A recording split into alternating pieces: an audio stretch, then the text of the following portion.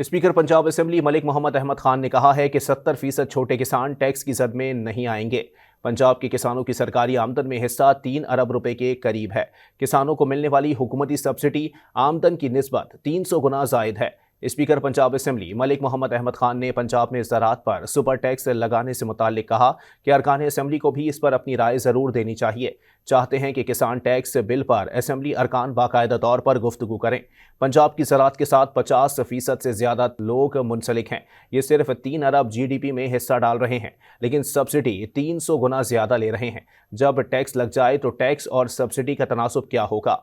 मलिक अहमद खान ने मजीद कहा कि ये शजर ममनुआ क्यों है कि ज़राअत पर टैक्स होना चाहिए। ज़राअत पर सब्सिडी किसी का एहसान नहीं बल्कि इसका पूरा निज़ाम होना चाहिए। अगर किसान टैक्स देता है तो क्या उसे दीगर टैक्स देने वालों की तरह हुकूक हासिल होंगे? स्पीकर पंजाब असेंबली ने कहा कि किसान अपने रिटर्न्स में ये सारे टैक्स शामिल करता है। अगर कोई शख्स कमा रहा है तो क्या उसे टैक्स देना चाहिए या नहीं? अगर इंडस्ट्री वाले के हुकूक हैं तो क्या किसान के हुकूक नहीं हैं? इस पर बात करनी चाहिए कि ये टैक्स लगना चाहिए या नहीं। जब किसान की फसल तबाह हो जाती है तब क्या होगा? क्या वो ऐसी सूरत में भीख मांगेगा? मलिक अहमद खान ने मजीद कहा कि अभी बिल को देखा जाएगा कि उसमें ऐसी क्या चीज़ है जिसे सुपर टैक्स कहा जा रहा है। मज़ीद न्यूज़ अपडेट्स और डिजिटल स्टोरीज के लिए सब्सक्राइब करें डॉन न्यूज़ पाकिस्तान।